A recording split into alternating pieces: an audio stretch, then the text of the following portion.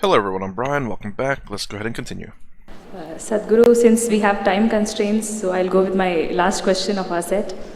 What is it that, an issue it can be, what is it that the youth needs to concentrate on, but they have not yet? This one, I'll try to think of my Western mind first. Man, what would my Western mind say? I'm trying to think back before I started watching these videos. My Western mind, I think, would say plan of success, get a good job. That would be, what's an issue? What is that an issue it can be? What is it that the youth needs to concentrate on that they have not yet? Oh, probably focus on a job, but then again, that is the more along the lines of the Americans. So if that was asked to me by an American, I'd say probably focus in my Western mind before reacting to these would be to get a good job. Focus on getting a good job. But now, the better answer would be to focus internally. It's very difficult to say in terms of the Western people to say try to discover your true self. That's not gonna. What do you mean true self? I know myself. You know, that's the answer you'd get. But what kind of answer could I give? Is a focus on. How would I answer this question?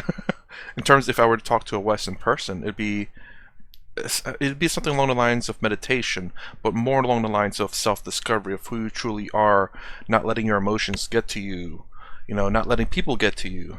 It's all roughly in the same boat of discovering your true self, but it's the very beginning steps that at least I would assume a Western mindset or people who don't really watch Advaita Vedanta would understand, without having to go too deep into discover your true self. They'll be like, what do you mean my true self? I know my true self. This is my true self. I am showing you my true self. I'd say that. So essentially, well, and those who know, of course, Advaita Vedanta, discovering your true self, you know, following, discovering who you truly are and being content and not letting your emotions affect you or other people affect you as well, whether that be through Advaita Vedanta, Buddhism, or whatever other Hindu philosophy that you choose to follow.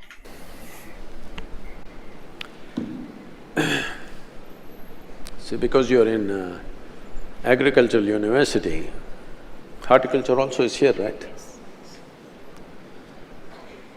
In India, the mango farmers have some wisdom in them like this. I've been a mango farmer in the past. Like mangoes. Just after 12-14 months after planting, if it's a well-grafted plant, within 14 months, flowers will come when the season comes. First thing we do is we'll pluck off the flowers. If you leave it, a few mangoes will come, but we will take it off. Next season again the flowers come, we'll take it off. We will wait for the plant to grow, because we know if the fruit comes out of that plant will never grow into a full-fledged tree. It will not bear as much fruit as it could if it bears too early. So this is something youth must remember. Don't try to live too early. This is the time where you build yourself in body, in mind, in competence, in capability. You build yourself. Time to live will come. If you live too early, then you will see you will not live a full-fledged life. So right now, we have imported this from Western societies. By the time you're 14, you must have a boyfriend or a girlfriend. By the time you're 18, you have had 3 heartbreaks. Where the hell are you focusing on building yourself? These things are taking so much time. I've not heard of that. That just tends to happen, but I don't think it's not forced or taught in Western culture, as far as I know. But those are just things that happens because obviously when you're a teenager, your hormones flow. I would say he is right in terms of the fact of success. They really, I would even say that too. Because I can see examples right now. People who started YouTube early a lot of them became very popular. They stayed consistent. They did it early. and they're very successful. Markiplier, I think, was going to go to be an engineer. Nope, that didn't happen. I remember when he first started playing in like this dark room, and it's I think in this like I forgot what you call it now, but like a hotel room in the apartment complex, or for the college dorm rooms. And he's just sitting there playing in a dark room, no good light or anything like that. But he started when YouTube was very early, and now he's so successful that he doesn't really have to work as hard, and he still gets a lot of money, of course. So there is a thing called working hard early, and then once you get to say 35 to 40, if you've done things right, you can essentially retire and then live the rest of your life cruising, because you can let your business make you money. So it's really kind of interesting to say not to sprout too early, but then you can also make the counter argument: if you get on something early, it's not guaranteed. Nothing is guaranteed except for death. But anyways, you can get lucky, I suppose, and become rich. But I would say very much for sure is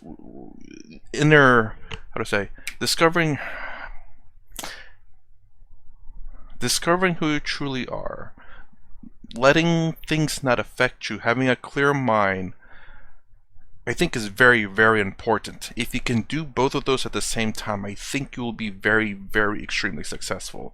Do both inner engineering, Advaita Vedanta, or whatever it may be you're following, your philosophy, as well as working hard towards a good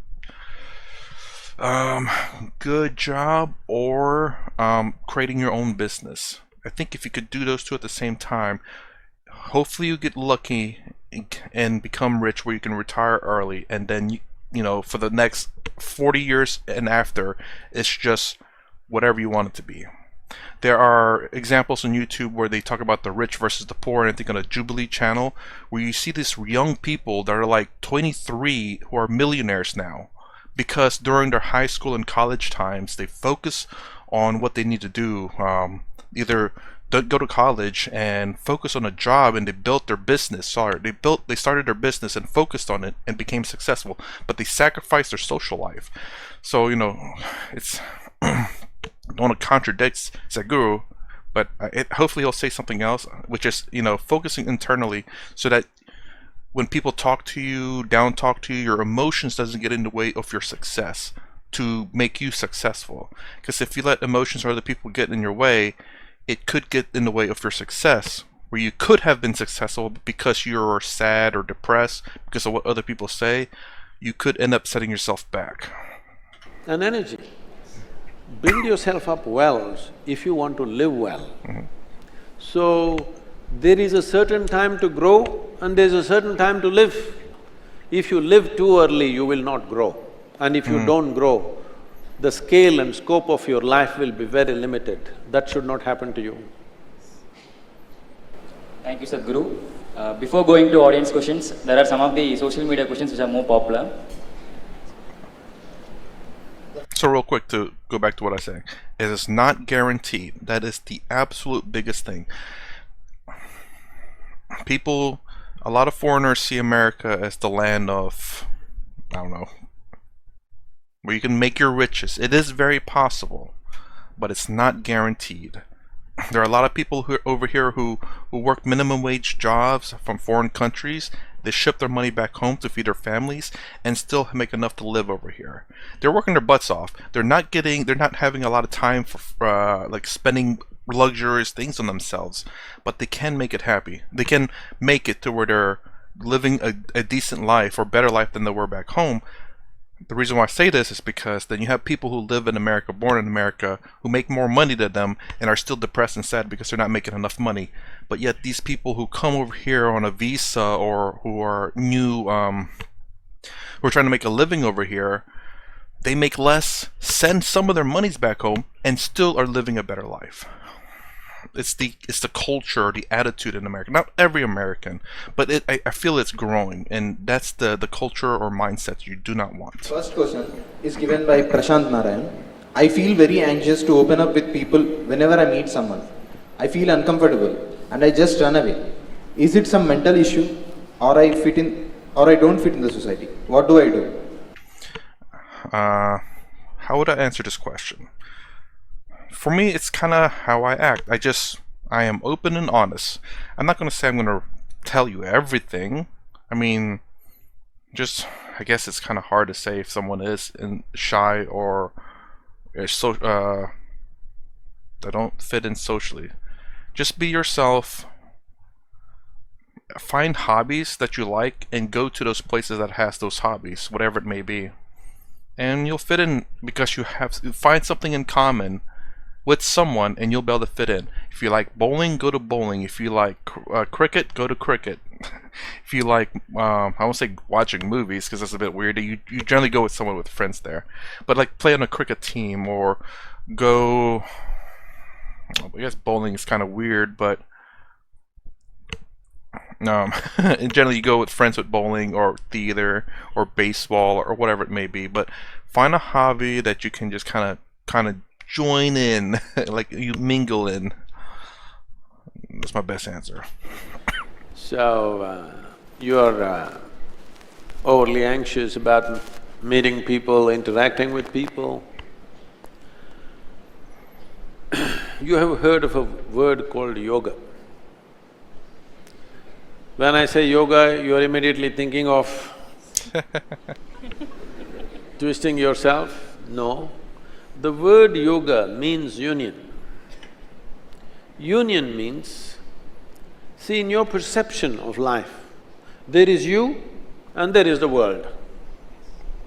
So it is you versus the universe, actually. You versus the universe is a bad competition to get into. Hello? You have any chance of winning this? You get into competition with the universe. Is there a chance to win this? No. Competition? No. You don't compete with the universe. Real quick, with that quote he said, this is what I talk about. I don't know if I've said it before or not. This is how I live my life. Is to the less things that you fight with, the less things you're resistant to, the less things you go against, the easier life is. That just makes sense. Like if this is sandpaper and I'm going against it with my hand, I want to scrape up my hand. So the less time I do that, the easier it is because no pain, pain, no pain, pain. So if I just can keep my hand there without pushing it forward, it'd be easier. That's kind of an analogy. So when you understand the realities of life, you can go with the second reality, which is subjective, objective, and absolute. If you just go with the objective realities, where maybe you're not good at sports, so if you want to get good at sports and you know that you cannot due to whatever it may be, you can try for it, but be honest with yourself, even after working out, trying. And if you can't, knowing that you're at the best physical shape that you can be, then stop fighting your body. Stop trying to push your body to where your body cannot be. Just be realistic. Give it an honest try, but be realistic. Heck, even if you're average, and there's a team out there that wants you, they just want to have fun, great. That's the whole point anyway for games. Who cares how bad you are or good you are? If people want to go out there and have fun just to play some sports, by all means. That's what I do with my hobby. It's the fact that I play competitively, but I have fun. Yes. So anyways, if you stop resisting the universe, life becomes easier. If you stop fighting the universe, life becomes easier. When you accept the universe, life becomes easier. Kind of like when you accept reality of who you are, life becomes easier. So we found a way called yoga. Yoga means union. That means consciously you obliterate the boundaries of your individuality, so there is no such thing as you and universe, it feels like one.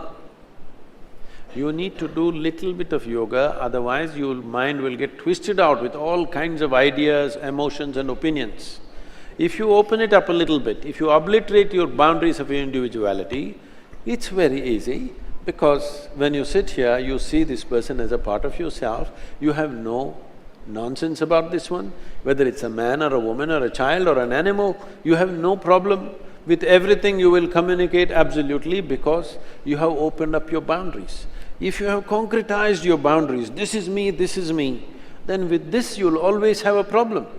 If it's a man, it's one kind of problem, if it's a woman, another kind of problem, it's an animal, other kind of problem. I will tell you, This may sound…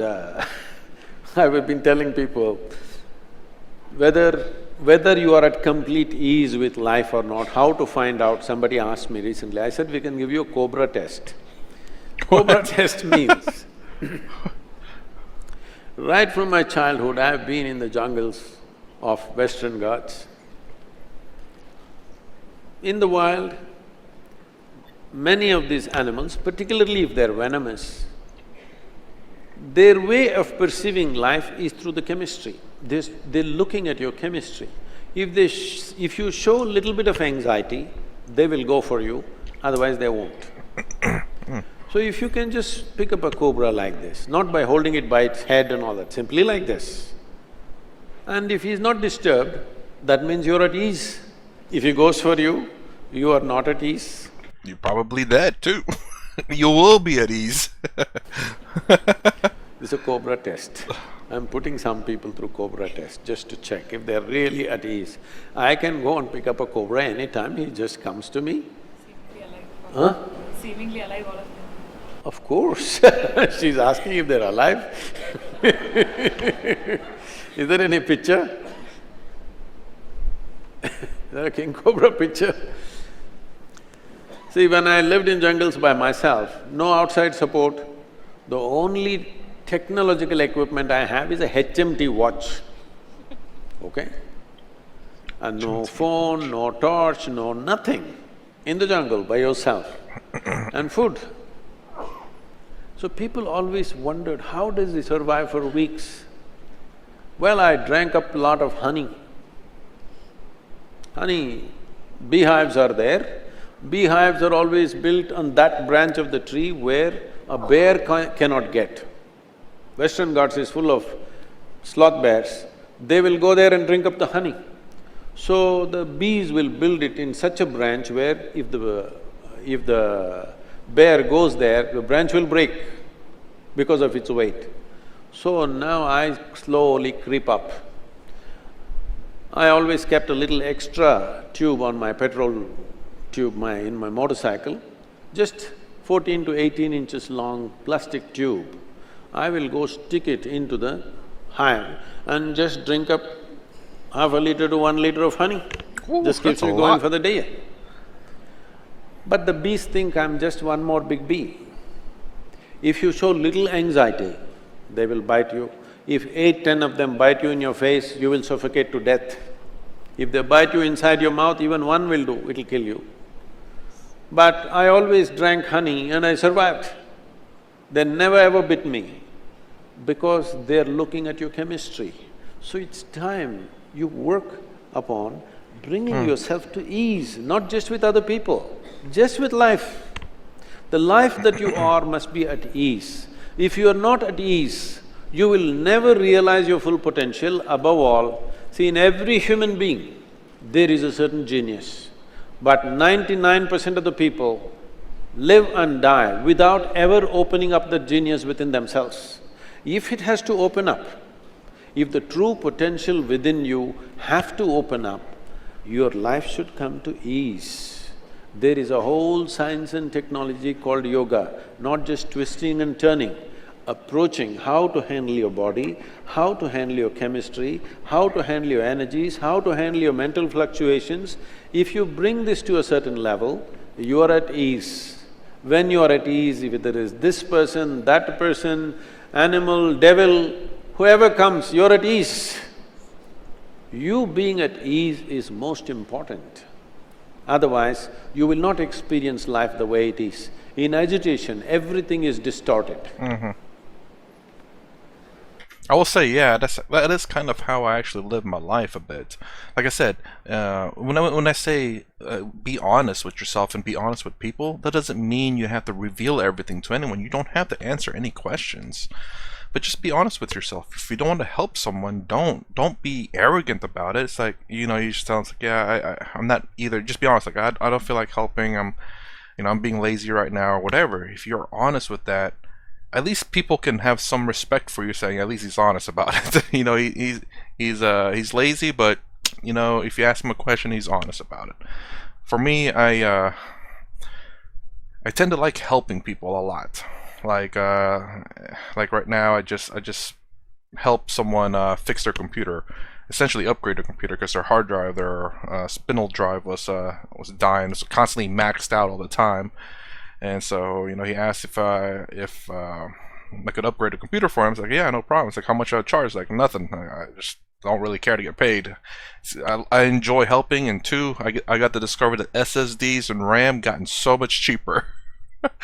What I paid for it, the upgrade of this computer was just like one SSD drive I bought a long time ago. I was stunned. But anyways, but yeah, I try to be honest with myself what I want to do, and I if someone asks for help and I want to help, or what is it? I want to help or I can't help. It's I can't do it. I'm busy or whatever it is. I mean, you can I won't say lie, but just like, because you don't want to hurt someone's feelings, but you don't want to help them, you just say that you're busy. I mean, not exactly a necessarily a bad lie, but just don't lie too bad. Weird to say yeah, lie. No, just be honest. If you don't want to help, say I can't right now. I'm busy. I mean, maybe you will be during that time, so it's technically maybe not a lie. It's like, oh, I'm supposed to help you now. Hold on, let me try to find something I could do to be busy, so I'm not lying. But no, if I can help, I'll try. It all depends on what it is. So maybe I can help with someone, but I don't feel too comfortable with them. I just say I can't help them. So I'm not lying necessarily, but I just depending on how that person portrays themselves, how much I know them, how much I trust them, all that determines whether I can or cannot help you as well, and obviously my skills. Next question. ஒரு 20 வயது இளைஞனுக்கு பல்வேறு கனவுகளும் உந்துதல்களும் பல்வேறு கோணங்களில் தள்ளுகிறது. தனக்கான சரியான பாதையை தேர்ந்தெடுக்க உண்மையில் அவன் செய்ய வேண்டியது என்ன? Question by Muhammad Qasim. So many dreams and thoughts are pushing me in different directions, that's what. So many dreams that push me. இப்போ இந்த ஒரு வாய்ப்பு எல்லாருக்கும் இருக்குது. என்னன்னா,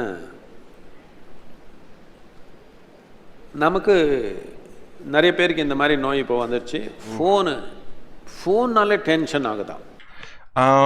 If you want to watch this part, you're gonna have to go to his channel. You should have already watched this anyway on Sadhguru's channel. I'm gonna skip this part just because it's not translated and I can't really get anything out of it, so I'll be right back. Alright, hoping this spot is in English. I didn't check. I should have checked. Anyways, let's just go ahead and try it. So this is the third question. How to overcome laziness and stop procrastinating? If anyone ever figures that one out, let me know.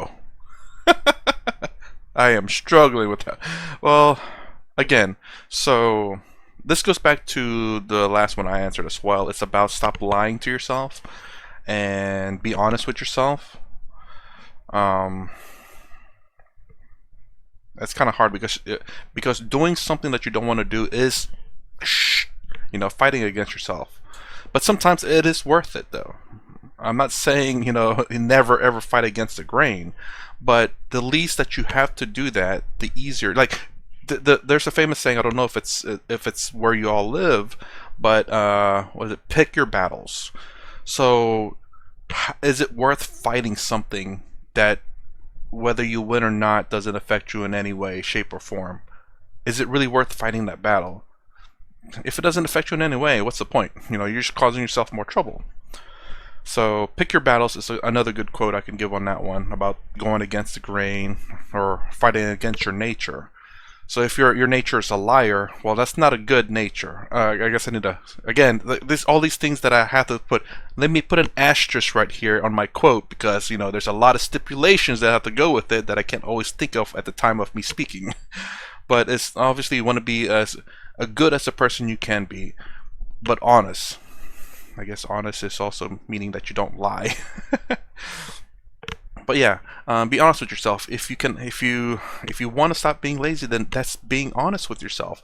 Then do things. When you realize that you're being lazy, force yourself to do something that you want to do at that time. We're habitual people, creatures. We're creatures of habit. So long as you can create a good habit, you can beat out the laziness or procrastination. But if anyone solved that one, let me know. But no, you understand what I'm saying. Again, pick your battles, Be honest with yourselves. Don't fight too much against the grain, but make sure that when you are going against the grain, that the scars that you create is worth it. Again, sandpaper and you scraping your hand. That's just an analogy, meaning that you're fighting against the grain of whatever it is it may be. If it's worth it, then you should definitely do it. But if it's not, don't do it. It'll just cause you unnecessary pain. By Girish Nathan. Hope it makes sense.